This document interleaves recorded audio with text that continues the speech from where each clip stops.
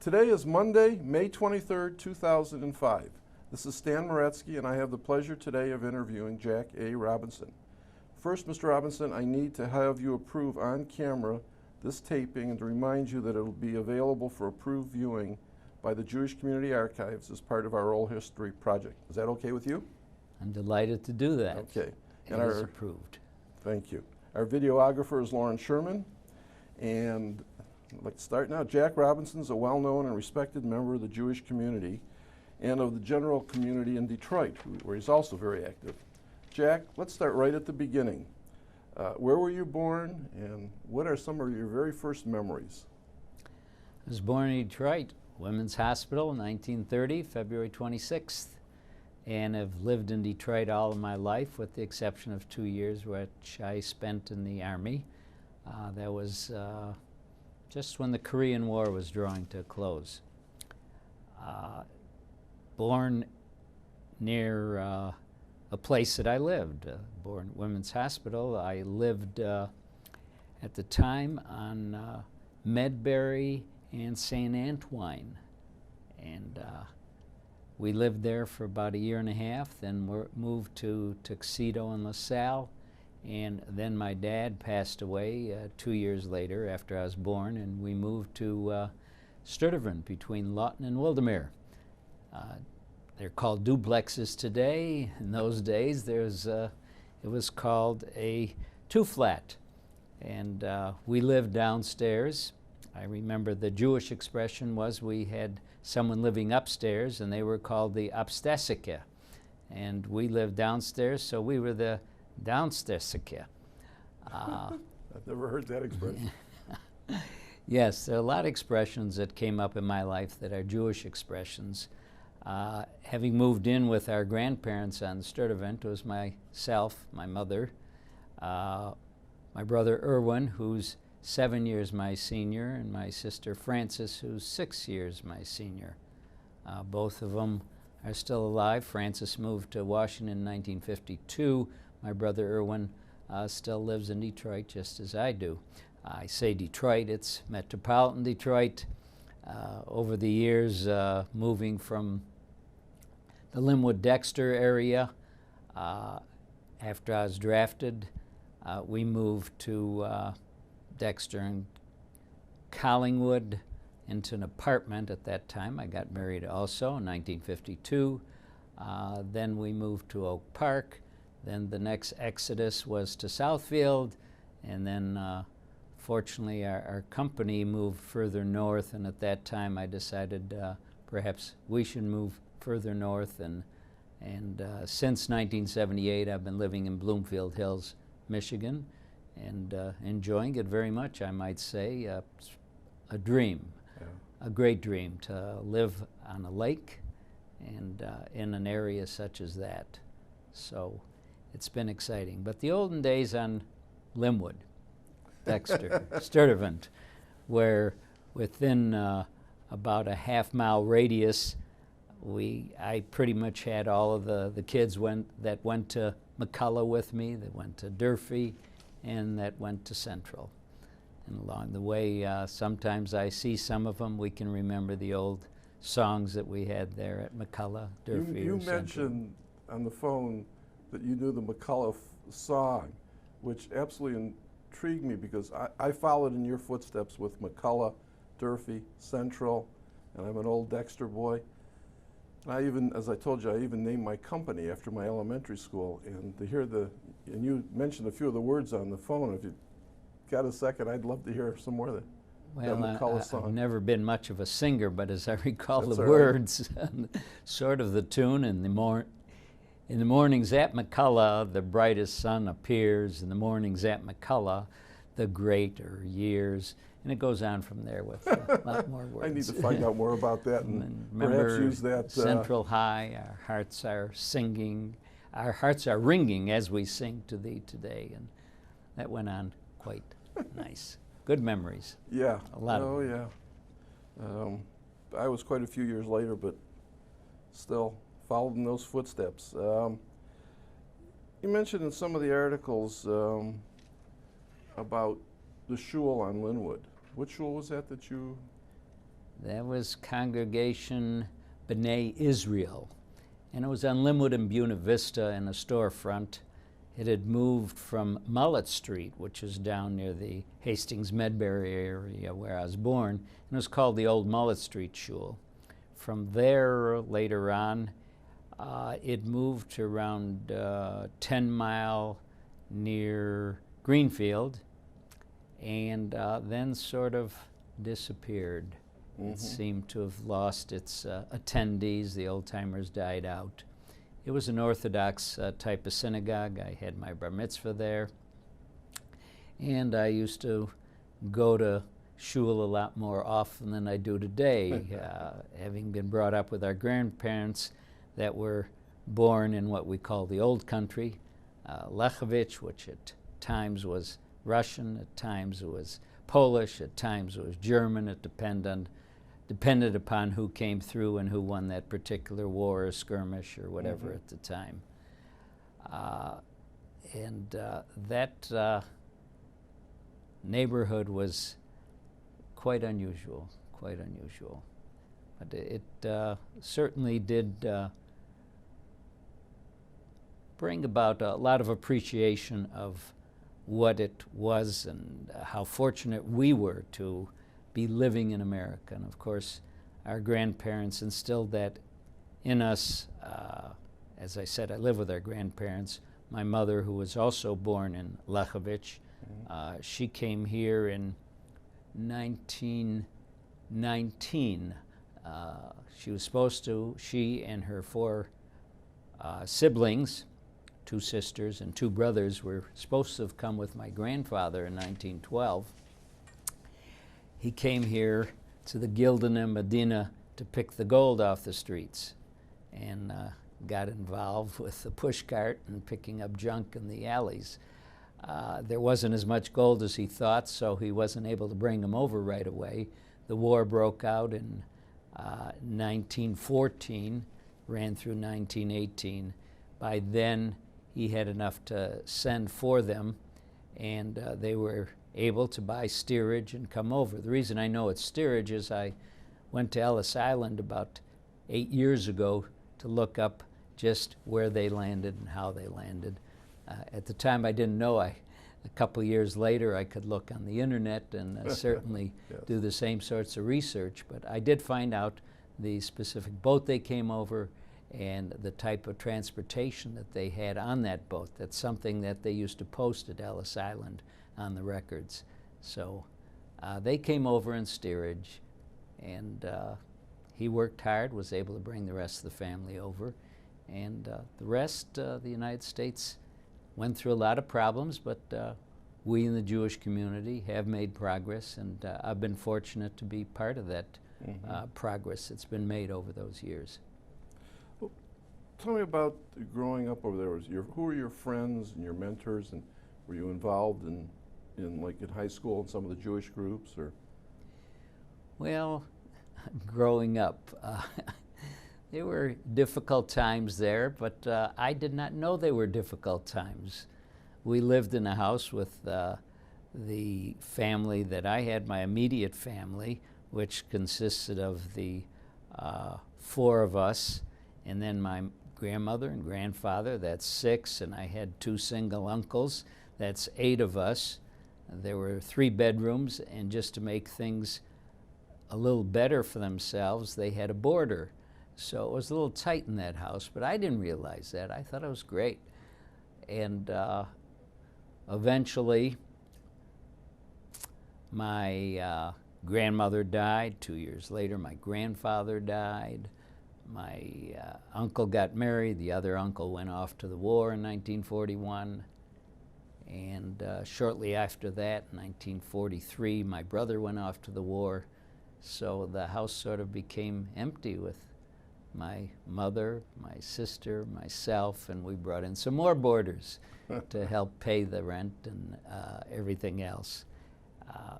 The neighborhood was really quite unique because on top of us lived Leo Green and his family, Sally, who still lives in town here. Adjacent to us were the Siegels, Mort Siegel was a pharmacist and owned a drugstore on Seward and Hamilton. And directly, that's how I got involved in the drugstore business.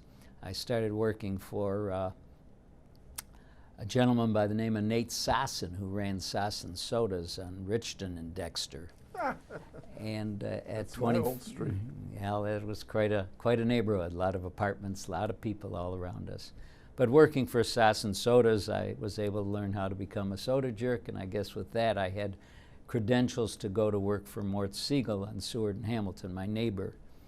And at first, I started just working there on Sundays. And of course, this was an increase in salary too, because I went from 25 cents an hour on up to 30 cents an hour. I worked there actually all the way through high school and through college as an intern in the pharmacy. And at the same time, at age 16, I was old enough to work in a retail store, in a ladies' shoe store on Finkel and Livernois at the time, the Tomajian brothers. So I learned how to sell shoes, and I heard that they were paying more in downtown Detroit. I went to work for bakers selling women's shoes, and then at the same time working in the drugstore. And also another company called Burland Shoes, which was on Library Street between Crowley's and Hudson's. And while going to high school, while going to college, I worked there on Mondays and Saturdays because they paid 7% commission, and geez, if we sold $300 worth of shoes, that was $21. That was pretty good. And at the same time, in the middle of the week, I was able to work at the drugstore. I think eventually I got more than 30 cents an hour, but I had to work hard to get that education and be able to become a pharmacist. Along the way, the main reason I went on to college is my family kept nagging me. My older brother did not go to college. My older sister didn't. So I was the first one in the family to graduate from college here in the United States. My wife, Aviva, also was the first one in her family to graduate. We both graduated from Wayne State University, I in 1948 and Aviva in 1954. The neighborhood was just most unique. You knew everybody. You would go to school, and there's a half dozen kids that you knew that you'd walk to school with. In those days, we had safety patrol boys, not girls. Finally, in the 6th grade, I was able to become a safety patrol boy. I got my AAA white belt. It came across your chest and tied around your waist as a belt. The Sam Brown belt. The Sam Brown belt. Felt like I was what we call a real macher. I was able to direct others and look after others, and I very much enjoyed that. I think it taught me some responsibility, not only for myself, but very importantly to look after others. Over the years that continued, I guess. It's very interesting. In the neighborhood you talk about who lived there, there was Jerry Katinsky, who later became Jerry Curtis. There was Steve Victor, who was down the street from us, Marvin Blake, other individuals that were prominent in the community. The Dobrinskys didn't live far. They were on Cortland, and then the Hermelins were, I think, on Clements, if I'm not mistaken. That also was near our McCullough, dear old McCullough. And along the way, when we started going to Durfee, we met other kids from Sturtevant to Cortland to Richton to Monterey to Tuxedo to Webb, I believe, Collingwood, all those streets that sound familiar. Today, when you go back, they're a little different, but they're still the streets. Narrow in those days, even narrower today. Yeah. You went into after Wayne, you graduated in pharmacy. You went on into the Army. What were your Army years like, and where were you stationed? Well, what happened, I was in school, and as a result, The draft was on at that time. However, if you were going to college, you were exempt. And after graduation, I had to notify him that I graduated. I also notified him that I was married. I got married in 1952. So they took me down for another physical, and got married in December of 52, graduated in June of 52, married in December of 52, and drafted by July 5th. They let me stay home July 4th. July 5th, I was drafted.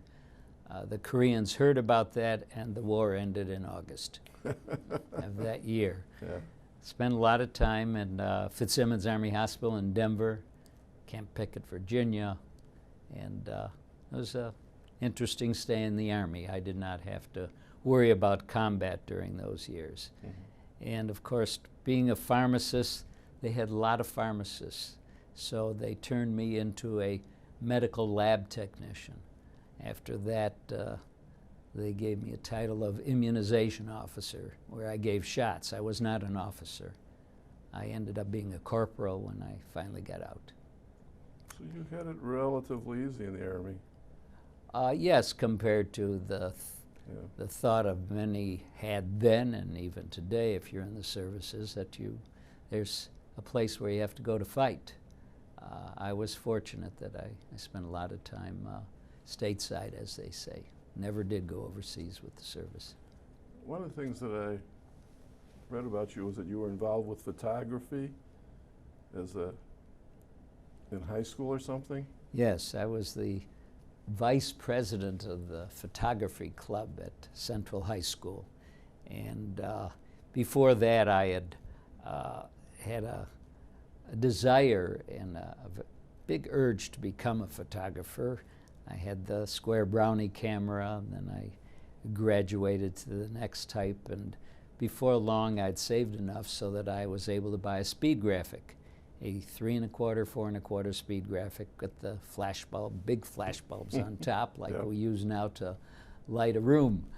And with that camera I was able to take some great photos. Speed was no problem because you could stop something as fast as 1/500th to 1/1000th of a second.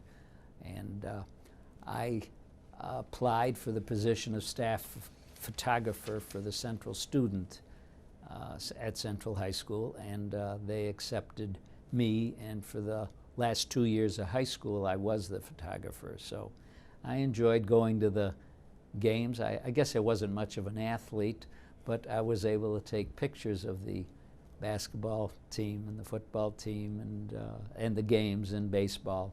And some of my friends were playing baseball at those days, so it was fun in that position.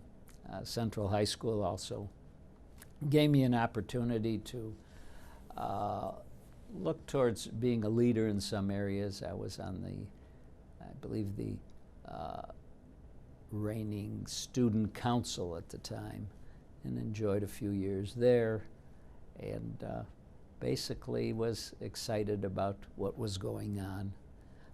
During those years also, when I worked in the drugstore in Seward and Hamilton, there was a gentleman by the name of Isidore Sobolov, who was one of the first executive directors of the Jewish Federation of Metropolitan Detroit, called the Jewish Welfare Federation in those days.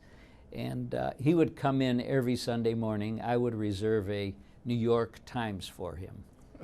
And he would come in those days, our customers would pay for the New York Times 1 month in advance, and then we'd save it for him. And I think at the time, New York Times was quite expensive. I think the Sunday paper sold for 25 cents, where you could get Detroit News, Free Press, or Times for 15 cents. But that's how I found out from my employer, Mort Siegel, that was Isidore Sobolov. He was the executive director of the Jewish Federation. And I started inquiring about the Jewish Federation and what it is, what they did. Well, I asked my mother, and she said, "Oh, those are very, very fine people. It's a good organization. They do a lot."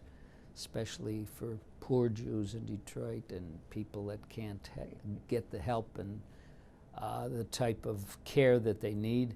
She says, as a matter of fact, when you were 5 years old, I used to take you to the North End Clinic on Holbrook. And I said, oh, I remember, yeah, we used to go in the streetcar. We didn't have a family car. I didn't learn how to drive till I was 19. And the reason I learned how to drive was I had sold, at that time I sold my camera, my enlarger, everything, so that I could register at college and at the same time get a family car. It was my car, I paid for it, and drove out of the showroom on 14, that is on, the street was the Boulevard and 14th. There was a Hetchy Motor Sales, a Ford agency.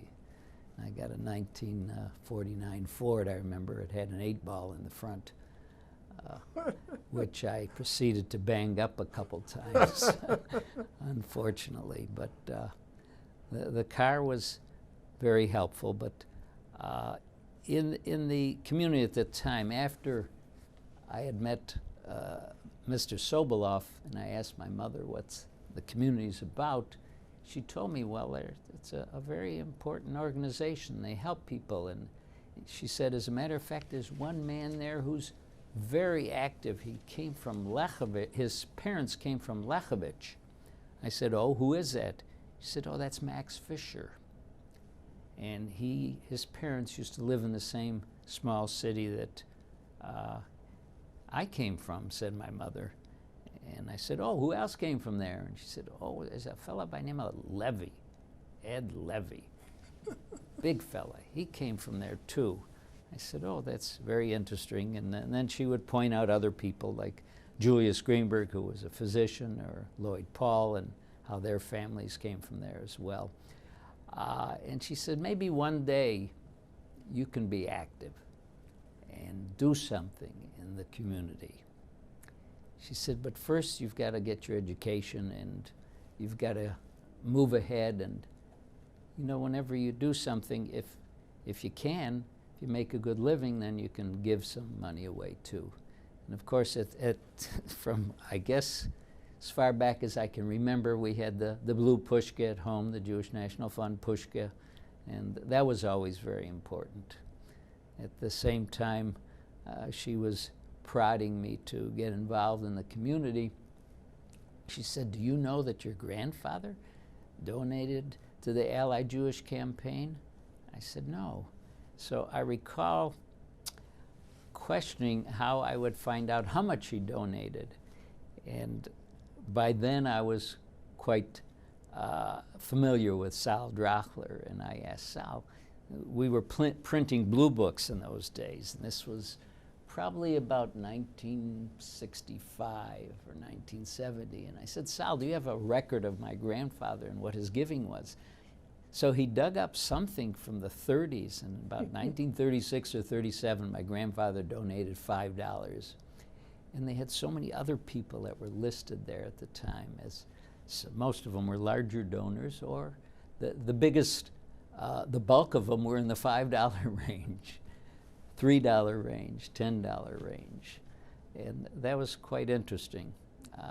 I always looked up to my grandfather because I was one of the youngest of the 13 grandchildren that he had. And having lived in the house with him, I also became a favorite, so that whatever Jewish holiday it was, the kids would come over, and if it wasn't Pesach and it was a milchix dinner, that means not meat, but a milk dinner, because our house was very, very kosher. Mm-hmm. If it was a dairy dinner, he would pass out pieces of Hershey bar to all of his grandchildren. And that used to be about, I think there were about 10 to 12 pieces in a bar. Big pieces. It was a full pound. And when everybody had left, he would give me an extra piece because there was still a few left. So I always felt quite well treated and looked after Another reason I was his favorite is I could spell his last name. His name was Aizakovitz, Aizikowitz. When my dad came over, which was in also about 1912 that he came over, as I'm told. I really didn't know my dad well, but I was told when he first landed in the United States, his name was Vecher Rabin, which, as I have been told, means son of rabbi in Russian. So he also felt that in order to be successful in this country, he had to change his name. He changed it to Robinson at the time, which was, I guess, close to Vecher Rabin. So instead of sitting pretty much in the back of the room, because if you recall, in all the schools we sat alphabetically, I was maybe the third row from the back with the name Robinson. So there are a lot of good times we had in that old neighborhood. The shul was close enough to walk to. During those years while I was working at the drugstore and selling shoes, in the summertime, I was also able to work at what we called Briggs Stadium. It then became Tiger Stadium, and today it's moved elsewhere, but it's called Comerica Park. And if you were 16 or you said you were 16, you could get in and usher, and that's all it took to usher was a white rag so that you could wipe the seats, and sometimes somebody would even give you a tip. When I turned and could prove it that I was 16, I was able to work as a vendor at the ballpark, and not only baseball games but football games also. In those days, the Lions were great, and they'd fill the park, and the Tigers were great because Hank Greenberg was there, and Dick Wakefield, and Hal Newhouser, and Dizzy Trout, and so on. So I used to, it was work, but it was really a pleasure. When I was able to become a vendor, they had a union, and I could not join the union, but they asked me to pay an extra $1, and I could then proceed to sell certain things. The worst thing to sell was the fresh, hot roasted, double jointed peanuts. There wasn't too much of a big demand for that. The best item you could sell there was the hot dogs. You'd make the most money, or the Coca-Colas. They even had them in bottles then. Another item that sometimes they would permit the lower level people to sell, such as myself, was what we called bug juice. It was orange juice. It wasn't really a juice. It was colored orange water, and it was about 10 cents a serving with a top on it, and you'd go into the stands and sell it. A lot of good memories of that, taking the Lawton bus and then transferring to the Trumbull streetcar, I think, and I would get there and then get back. Or you could get there with the Dexter bus also. Oh, yeah. You might remember the days where I think it was 5 cents to get on city transportation, and you can get two transfers for a penny each. Mm-hmm. So you could really go put on a lot of miles for 7 cents. Oh. Sure do miss it today. Yeah. I'm a few years younger than you, but absolutely parallel in a lot of the things you're saying. Followed in your footsteps in a lot of things. Well, it was a good neighborhood. It brought up a lot of talented people in that neighborhood that were eager to work and eager to get ahead. Who were your best friends then? Well, in those days it was Skippy Siegel, who lived next door to me. Marvin Blake was a couple doors away. The Katinskys live across the street. Also Austin Canner, Audie Canner. He's the insurance man that you probably see around town with the waxed mustache. Very successful. Upstairs was Sally Green and her sister Anita Green. There was the Bernsteins lived next door to us, and they had triplets, 3 little kids that they must have been about, I think they were born when I was 10 or 11, and that was quite a happening in the neighborhood, very much. happening. The Feldmans lived there, the Spectors, who were quite active in town. Number of people that went through life, worked hard, started out with nothing, and became successful, able to support a family and move on, as I was able to do. Right, you went on to Wayne then, or it was also DIT you were in? Well, actually, it was I went to Wayne the first year. They raised tuition. I went there, and tuition was about $75 per semester, 2 semesters a year, and they raised it to $90. And I found that they had a pharmacy school also at the Detroit Institute of Technology, which was on Witherell and Elizabeth downtown. In the old YMCA. Old YMCA, which today is Ford Field, I believe, or Comerica. It's Comerica. And I just heard that tuition there was going to remain at $75 per semester. In addition to that, they did not have any night classes, where at Wayne I was going to some night classes which prohibited me from doing the work that I wanted to do, because at nights I used to work in the drugstores, except for Monday when I sold shoes, and Saturdays I'd sell shoes also. So I transferred to DIT, and I had 3 years there, graduated from DIT. About 6 years later, DIT College of Pharmacy was absorbed by Wayne State University. Okay. And they, at DIT, I was the vice president of our graduating class, and at Wayne State, they contacted all the graduates from the College of Pharmacy and said, you know, you're now a member of Wayne State University, you're eligible to join the Alumni Association, appreciate it if you do that, fine. So I think for $10 we joined the Alumni Association, and before long I became the president of the Alumni Association there, and eventually I headed the Wayne State Fund, which was exciting fundraising and meeting other graduates of Wayne State and asking for a donation,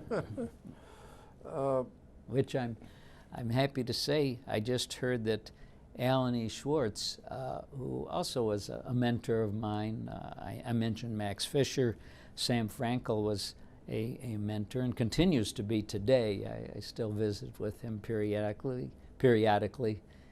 as I do with David Handelman, some of the other people in those days. Nate Shapiro, really, I guess he was the pharmacist that I most looked up to. And I recall my mother saying to me when I started the College of Pharmacy, there's a Jewish man that owns a lot of stores around here. Maybe one day you'll own a store. And he owned Cunningham Drugstores, and Shapiro's and Shetler's and so on. So I'm happy to say that she did live long enough to see that I had a drugstore, and then 2 and 3 and 4, and before I knew it, 225, I guess, something like that. Well, it sounds like you were always driven to be your own boss. That was always there in your head, no matter what, that you were going to own your own store and go from there. Well, that was one of the reasons that I got into pharmacy. One, the family was sort of driving me to go to college, and I used to read the want ads to see what particular fields they were looking for individuals in, and I noticed there were always ads for anywhere from 15 to 25 pharmacist wanted ads. And here I was working at Seward Pharmacy. So I decided, and then I knew other individuals around town that owned pharmacies, whether it was Hammerstein's, the Hammerstein brothers. They had one on Sturtevant and Linwood. So I knew them because that's where I had to go to get things for the family. And there was Louis Birnbaum on Fullerton and Dexter. There was another independent with a pharmacy, and George V. on Richton and Dexter, and Mr. Farber on Elmhurst and Linwood on the way to school across from the Lubavitcher Yeshiva, and so many people that I knew in pharmacy in those days, and they all had drugstores, and they had a chance to put their name on the drugstore, and it just seemed like that would be something that I would enjoy. And so I got out of school and didn't have much money, and also after having spent 4 years in the College of Pharmacy, I thought ideally I could just open a little apothecary and do nothing but fill prescriptions. Well, that was being an idealist. Yeah. That was in 1952. By 1957, I became a realist and opened my first store. It was 2,800 square feet. It was in Pontiac. And fortunately, I was able to get that location. It was next to a supermarket called National Foods. And I had worked not only at Seward Pharmacy. Before I was drafted, I worked for about 6 months at Birnbaum's on Fullerton Dexter. When I got out of the service, I worked for Sam Pearlstein on Puritan and Greenfield. And Sam was one of the first guys that realized that if you locate a drugstore next to a supermarket, you have built-in traffic. And in those days, the supermarkets didn't even carry Band-Aids or mouthwash. So we were their supplier of health and beauty aids, and you'd get prescription customers there. So I worked for Sam, had good experience, and he had a soda fountain also. So I guess my dream of becoming a store owner of a apothecary soon dwindled. I guess I went from being an idealist to a realist. So my first store had a soda fountain. It was 2,800 square feet. It was on the corner of Perry and East Boulevard. And another sort of area of idealism I had to drop was the name of the store. Robinson is 8 letters. Perry, it was on Perry and East Boulevard. I chose the name Perry, P-E-R-R-Y. Everybody knew it in Pontiac. And as a result, I saved letters on the sign, which held me well over the years, because in those days, neon cost $75 a letter. So some of my brother always said you sold out the family name for $225. But it worked out well for me, definitely. Yeah, very, it's really funny to how these things flow and how you get involved with them. And to pick a name like that, it's like, how or where do you pick these names from, and instead of using your own name or something else? It's very interesting. Well, you never know how life will lead you in different directions. In the early 70s, we went public in 1973, and shortly thereafter, discounting became a thing in the drugstores. If you recall, there was Revco, the first discount drugstore, and many others that came around. So we had to lower our prices, and as a result, we were not showing the type of gross profit margins that we were before. The prescription business was still holding up, but the discounting was in the over-the-counter items. So as a result, I searched around to see what we could do to improve our margins, and decided I would go into the auto parts business, only within the confines of our drugstore. So we added another door to our stores, and by then our stores were about 7,000 to 8,000 square feet, and we added auto parts. So in about 1975, I started putting auto parts in some of the drugstores, and by about 1985, I had 255 freestanding auto parts stores, and we were in 8 states. The drugstores were just in Michigan, basically. So we had to have a name for them also. When they were in the drugstores, they were called Perry Auto Home Drugstores. Then when we had them freestanding, we named them Auto Works. We kept the same red, white, and blue as we had in the drugstores. Those were always our colors. And then along the way, with looking for stronger profit margins, we went into the healthcare business as well, providing items. It was called the home healthcare business. And we had some units that would take care of things that people needed at home, or they could come into these smaller stores and acquire canes, crutches, walkers. We would deliver to their home beds or oxygen tanks and items like that. And it was exciting, very exciting. Tell me where you met your wife. I think that's a very interesting story. Well, I was going to school at the time, and I was very active in the Jewish pharmaceutical fraternity called AZO, Alpha Zeta Omega. And we had a chapter at DIT, a chapter at Wayne State. We combined the chapters in my senior year. And one of the fellas was dating another girl. Rudy Keller was his name, as a matter of fact.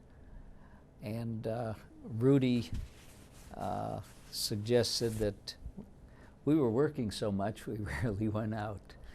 But he had a girlfriend, and he said, hey, if you want to go out some night, let me know and I'll fix you up with my girlfriend's girlfriend. His girlfriend at the time was Linda Fuller. He did not marry her, but anyway, so it was time to take my wife out, and that night I got quite sick. It was in fact in the afternoon. So I knew I couldn't go out, and it was rare that I got sick, but I was really coughing and sneezing and totally exhausted, I guess, from working the long hours and going to school.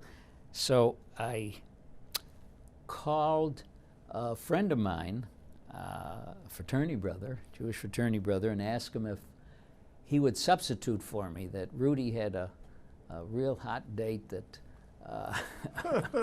I was supposed to go out with, but I'm too sick to make it. So this fella, who will remain unnamed, took out Aviva, and by Monday morning I was feeling better. I saw him in school, and he said, well, how was your date? I don't think you'll like her. So then I saw Rudy, and Rudy said, boy, you missed a good time Saturday night. I said, oh, I was sick, but so-and-so told me that I didn't miss anything at all. He says, no, he's wrong. Take her out. So I guess about 3-4 weeks later, I went out with Aviva, and she was sort of quiet at the time and different from a lot of the other girls, and we continued dating. She was she was 17 at the time, and I was 20.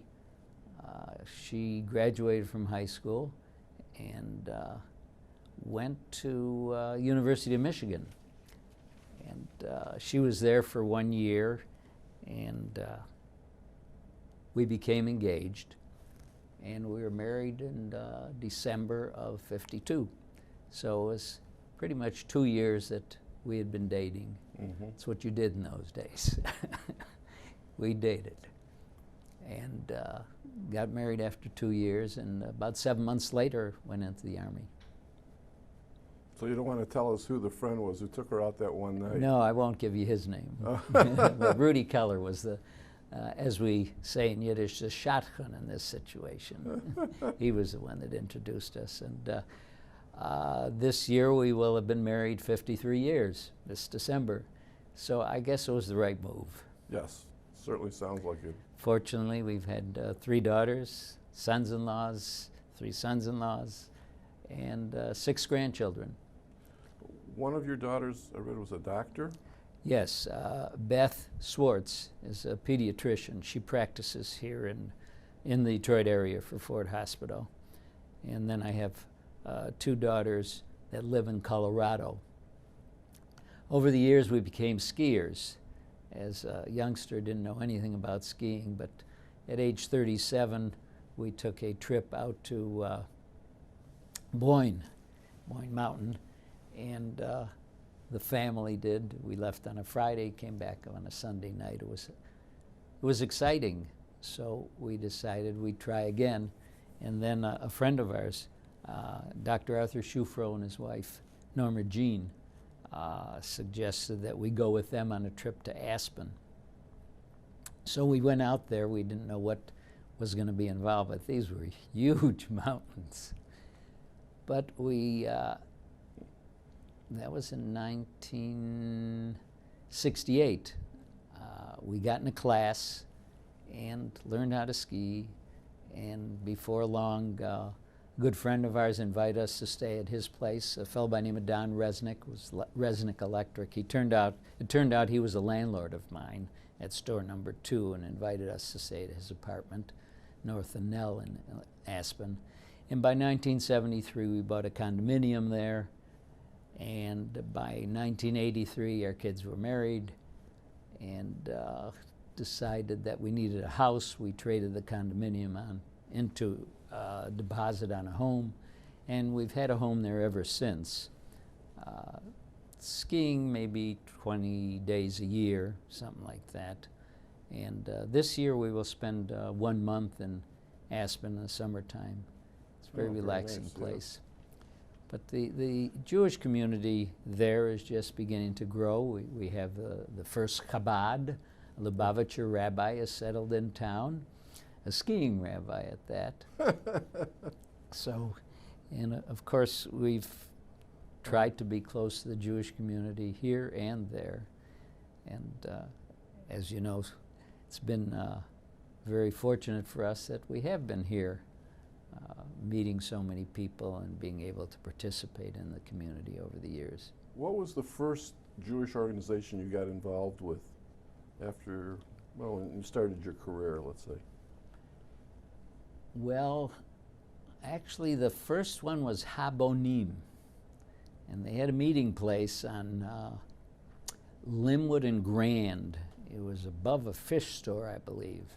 And I remember meeting there with some of these older guys, David Mondry and Mike Zeltzer. They were involved there. And also my mother was active in the Arbiter Ring, so we'd meet some of those people there.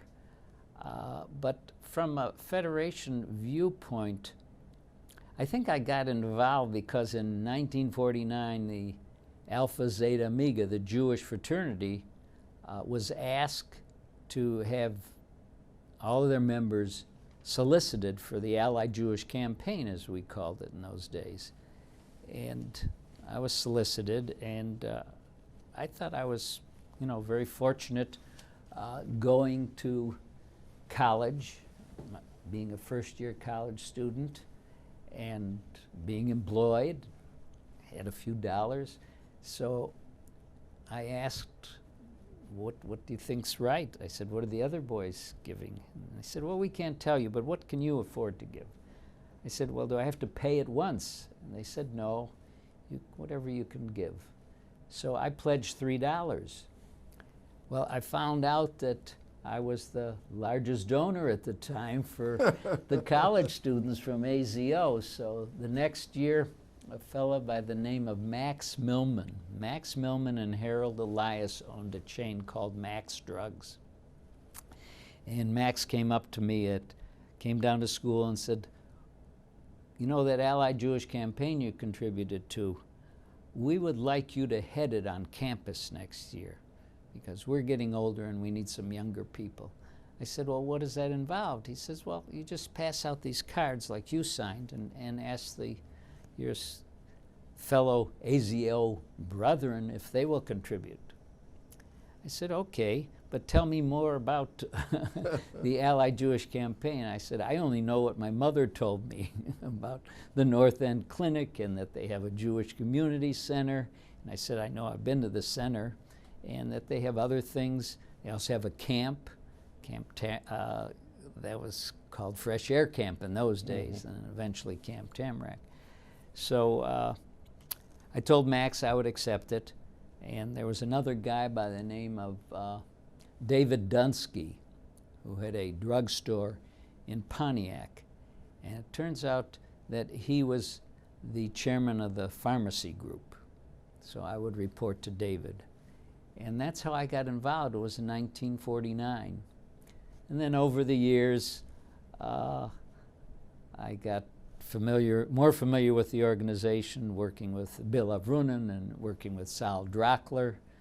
And getting involved from heading the fraternity at school, then the pharmacist division. In those days, the professional division consisted of all professionals: pharmacists, doctors, dentists, lawyers, rabbis, cantors, teachers, accountants, and that was an area that I got involved in, and I guess over the years I just moved up in the ranks and eventually became head of the professional division.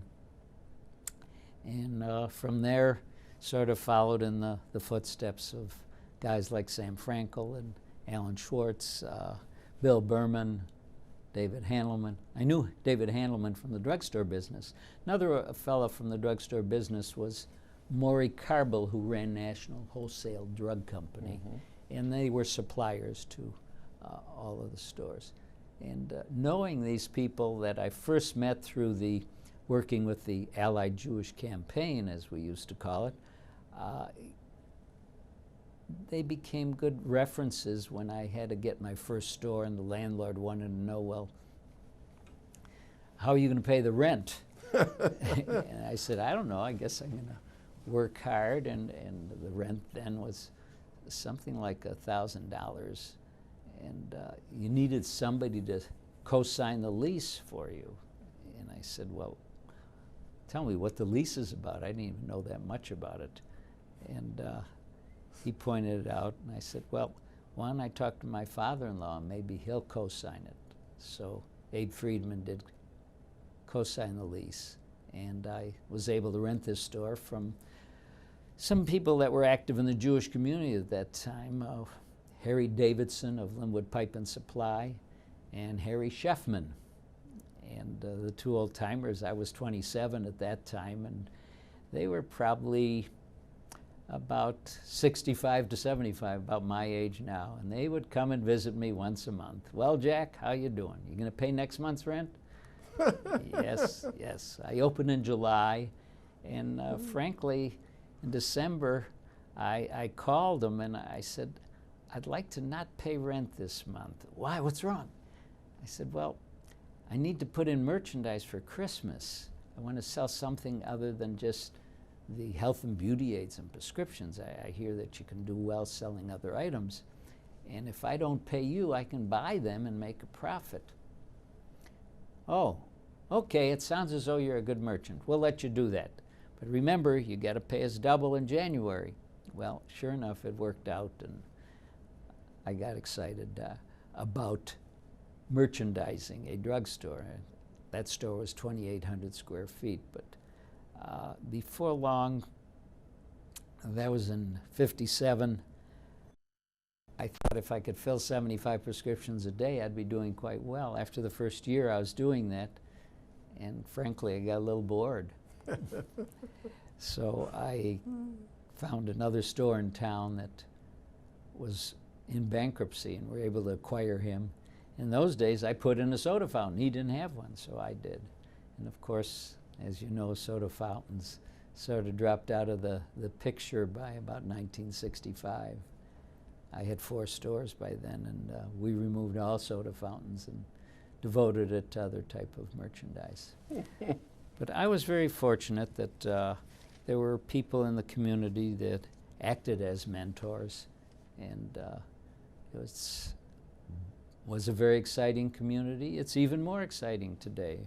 We went on from Sal Drochler, and we're very fortunate to have today Bob Aronson, who's doing an excellent job. A lot of new young leaders. Peter Alter is the president today, and we had our first female president, Penny Blumenstein, not too long ago, and we're making great progress. Yeah. Having a type of budget that in the days when I was president of the United Jewish Foundation, I never dreamt that we could be raising the type of dollars we are now, and spending them very judiciously, as the community always has. Okay. Jack, one of the things I wanted to ask you about, because of your activity with Federation, was when was your first trip to Israel? My first trip, are you taping? My first trip to Israel was in 1966, and it was a trip that was put together by the travel agent then, I'm trying to remember their name, but Elkin Travel was very popular then. And the whole trip for my wife and myself, and it was 1 week, including the buses and the meals and the St. Paul's fish and everything that we had there, cost us, I think it was around $1,400. It's a whole week away in the flight and everything. And it was a great introduction to Israel. My first language was Jewish. It was Yiddish, because we lived with our grandparents and they spoke Yiddish, and they spoke to my mother and uncles in Yiddish. And of course they figured we wouldn't know what they're saying. But that was the first language I learned when I started McCullough. I didn't know what a spoon was. It was a leffel, that's all.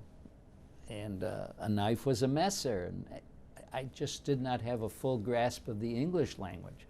So when I got to Israel, I could speak to most of the people there, because in '66 many of them knew Jewish. Today they don't know it as well. And I could speak to the telephone lineman or the guy coming out of the street sewer or piling bricks. Most of them spoke Yiddish. So I had a great trip then in '66. Recently, having been there, let's see, it was after the Yehuda Street suicide bomber, and that was December of 2002, I think, or 2001. Was it after 9/11? Yeah, I think it was after 9/11.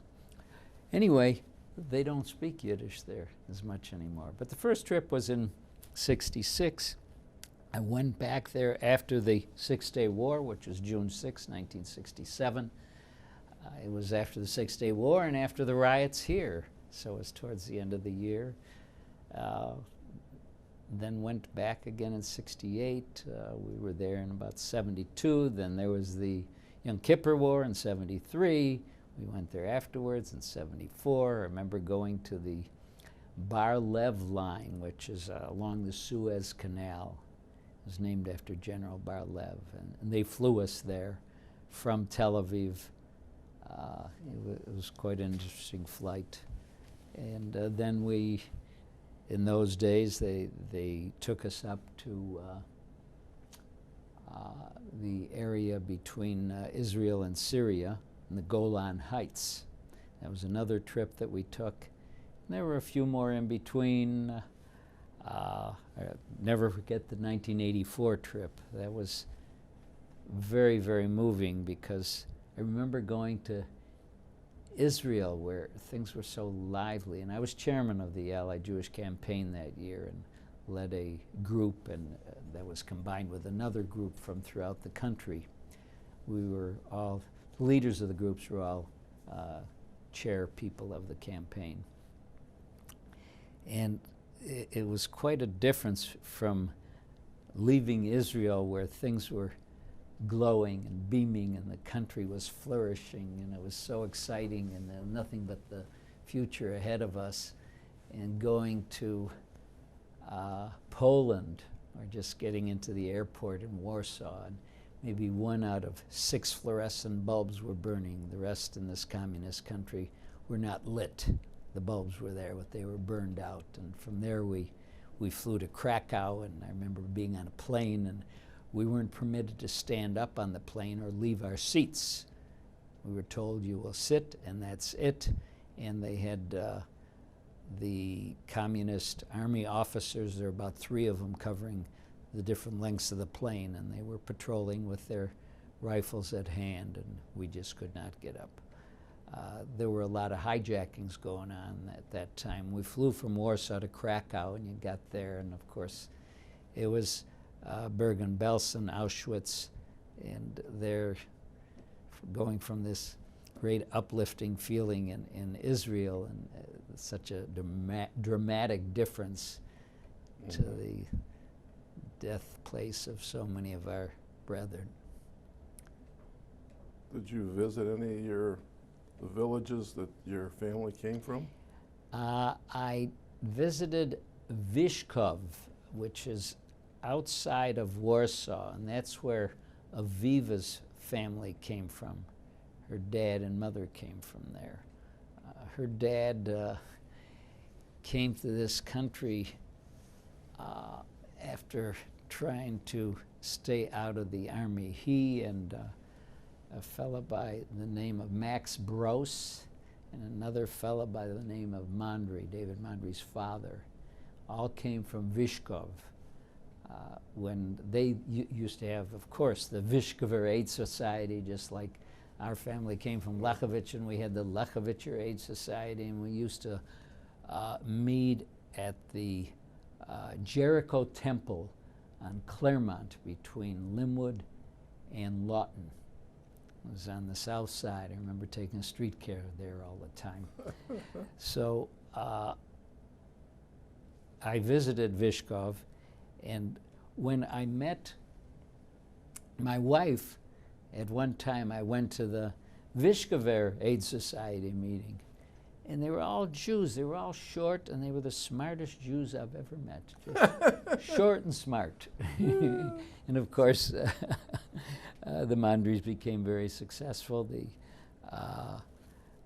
Broses successful. One was Highland Furniture, the other one was Highland Superstores. They were both in Highland Park. And my father-in-law started a millinery store, also one in Highland Park and one in Hamtramck.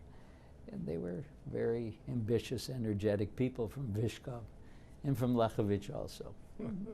Unfortunately, from Detroit, we've been that way. But the visits to Israel, really, I think it's so important that we continue doing that with the new generation. Yes. You just get a feel for what the Jewish people are about and what they're for. And it's been very exciting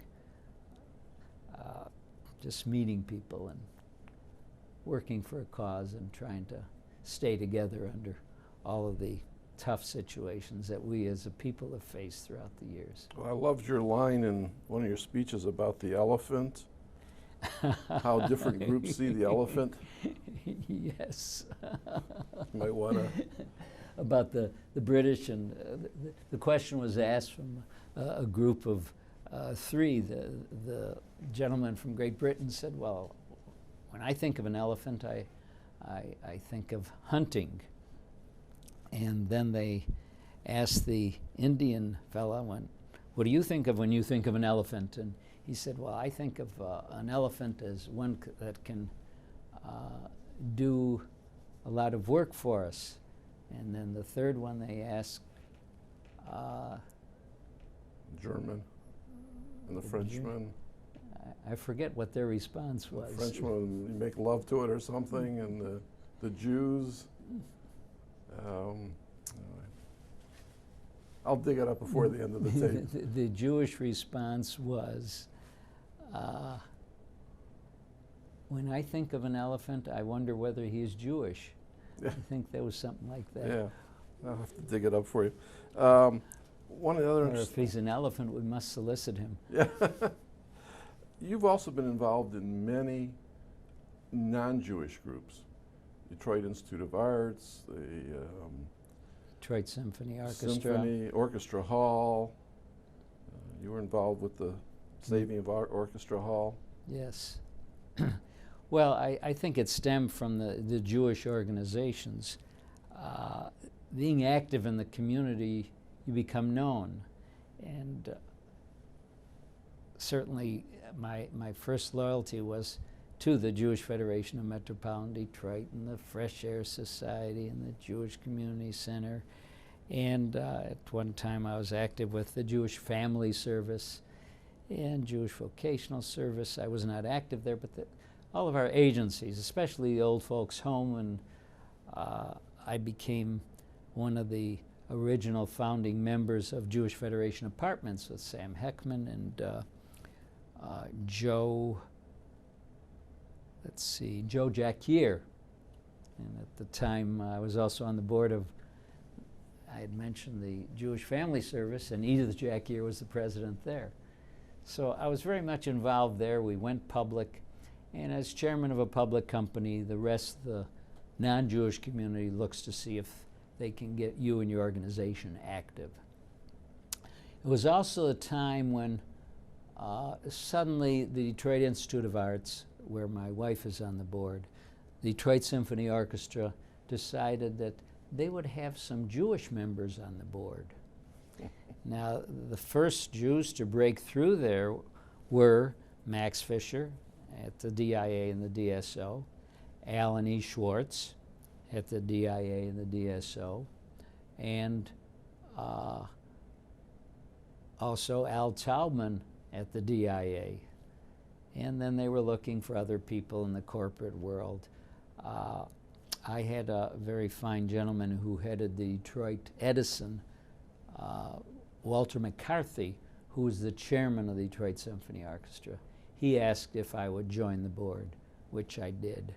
So I did, and I was gladly welcomed by Alan E. Schwartz and a few others over the years. We've added to the strength and growth of many of these organizations around there. And now we're welcome even at the Detroit Athletic Club if we want to join. So I felt it very, very important to support Jewish charities and organizations, but at the same time, it's important to support and be active in the communities, other organizations that are around town. And well, you were involved with the round table.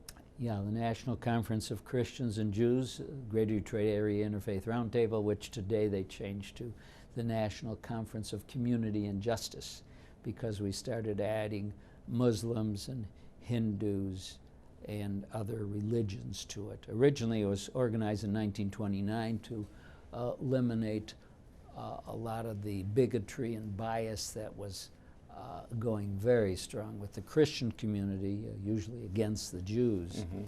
But by about 1990, we had eliminated a lot of that. It's coming back again, but between Christians and Jews, we'd formed a good bond. And as a result, we started permitting others to join the organization and attempting to eliminate this bias and bigotry and provide diversity in the community. So NCCJ changed their name. It's an organization that Alan E. Schwartz was active in getting me involved.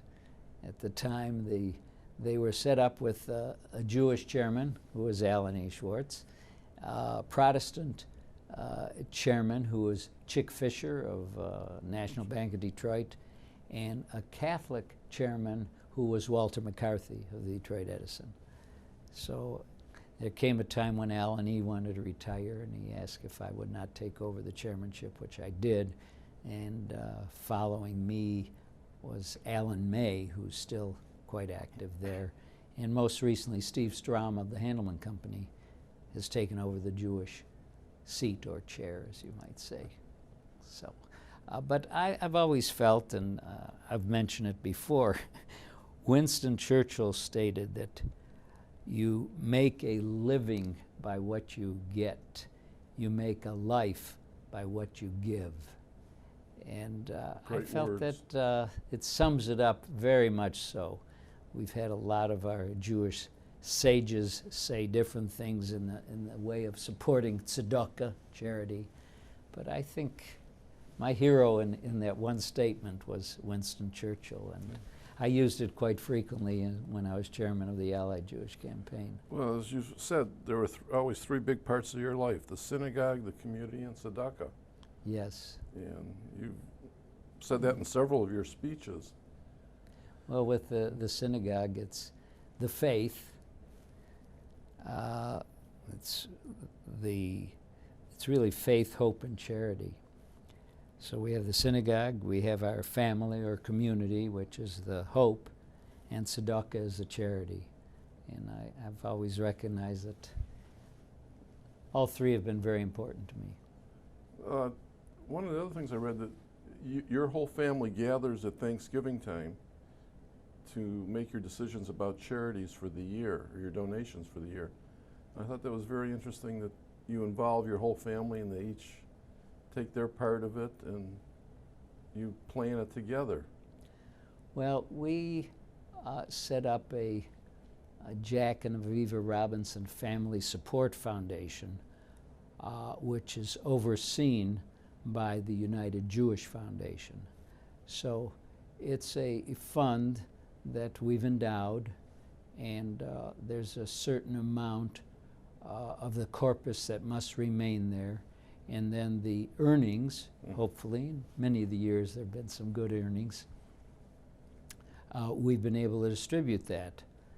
And the reason I gather all members of my family, including the sons-in-law, is that I want them to also understand what tzedakah is and how good you can feel about giving funds away to support different things that you feel very strongly about, and how fortunate we've been to able to take ourselves from a few dollars to many dollars. Right. And as a result, this is set up so it'll continue on after we pass away. And the family support foundations, there are also philanthropic funds that are set up where you actually don't need as large a board. The Family Support Foundation is set up so that there always must be a majority of Federation, members of the Jewish Federation, that outnumber the family. So we actually have 4 members, official members of the Robinson Family Support Foundation: my wife, myself, my son-in-law Stephen Swartz, and my daughter Beth Swartz. By the way, all of our sons-in-law, since I don't have any sons to carry on the Robinson name, the sons-in-law all adopted their middle name as Robinson. Oh, that's nice. And that's very nice. actually 2 of my daughters still maintain their Robinson name. My daughter Beth she was married a couple years and decided it would be easier to explain that she is married by adopting her husband's name. So she's Beth Robinson Swartz. Very good. And it's very exciting having this meeting. We can all get together, and we have our 5 members of the community that are also on this board. And it has to be approved, but the charities that we donate to are probably about 65 to 70% of the funds go to Jewish charities, and the other to the general community. There's a lot happening out there, whether it's supporting the National Asthmatic in Denver, which is non-sectarian really, and so many of the other groups. We're deeply involved in supporting cultural groups. Well, the DIA, the glass gallery down there, named after you and your wife. We were very fortunate It's that we beautiful gallery. I've enjoyed it many times. Hopefully the DIA will be completing their renovations by the year 2007, and we'll be able to see the whole new Detroit Institute of Arts. Looking at the plans, it's really great, and I think we'll all appreciate it. It'll be easier to maneuver. Our gallery will be open again, and I can visit some of my old friends, the 78 pieces of glass that we donated. My wife is also active in New York at the Museum of Arts and Design. And being an artist, she can offer a lot of good input. In fact, I go to meetings, some of the meetings now, if I go to a DIA meeting or if I go to New York, the Museum of Arts and Design, I get to wear the badge that says spouse, where my wife has the name badge. Well, let me just ask you if there's any last comments or memories that you'd like to share before we kind of wrap up here. Well, I'm just, in conclusion, I'd like to say I'm very fortunate that I feel very fortunate. I was born a Jew. I was able to live in a great city like Detroit with a great Jewish community that's provided me and my family with a good opportunity for growth, and I'm very fortunate that I was able to be nurtured by a grandfather, grandmother, my mother. Being the younger in the family, I guess my sister and my brother always looked after me because I was the youngest. And I was, in those days also, we had additional support, aunts and uncles that lived all around us. From Sturtevant, I'd go furthest south to Tuxedo, furthest north to Leslie. You know, I'm talking about 7 or 8 blocks, walking blocks. Or I had an aunt and uncle that lived on Fullerton, east of Woodward. I remember sleeping over there that night. It was December 7th, 1941. And that's where I was when Pearl Harbor hit. Very interesting. Yeah, we've got a lot of good, fond memories, and some that, you know, with different things that we've lived through have been uncomfortable and not too happy to have experienced them. But all in all, life has been good. Tomorrow's another day, and I've enjoyed just enjoying work, hard work, being enthusiastic about what I'm doing, and as a result, I guess I've had a lot of good luck. Well, I thank you very much for joining us today and sharing all your memories with us. It's been a lot of fun doing this. And if you want to turn it off, I'm going to, just so that we don't leave people hanging with the little storyline that we talked about before, we've pulled it out, and Jack will give us the joke line that he's used a couple times that he enjoys. Well, I guess I usually say that we Jews are always looking for an opportunity to discuss Jewish problems. And we do that very well. As a matter of fact, sometimes we might go too far. And one of my favorite stories is about a Harvard zoology professor who assigns his graduate class to do a paper on elephants. And he talked about the German student who wrote an introduction to the bibliography for the study of elephants. And there was a French student who wrote the love life of the elephant. There was an English student who wrote elephant hunting. And there was the Canadian student who wrote breeding bigger and better elephants. Izzy Kaplan, also a student in the class, wrote the elephant and the Jewish problem. So sometimes we do go a little bit too far. Anyhow, on that note, I'd like to thank you again and appreciate all that you've shared with us today. Thank you.